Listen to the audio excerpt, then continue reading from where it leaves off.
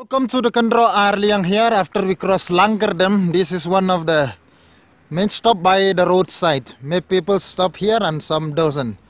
So this is the road and I believe so why it's called the Kendro Arliang.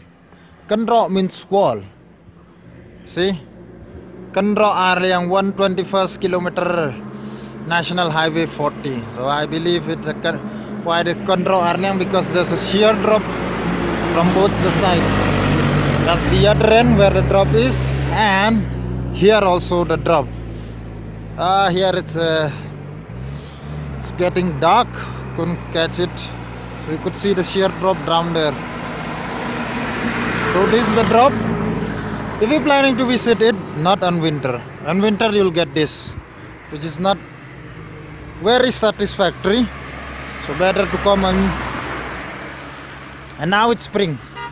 Spring also not advisable. Better in the summer if it's a sunny day and in the autumn during the cultivating season.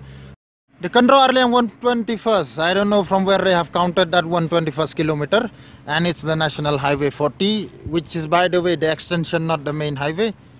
Is it the main highway? The Jawai Dauki is the extension. So let's say Shillong Dauki is the NH40, the main one.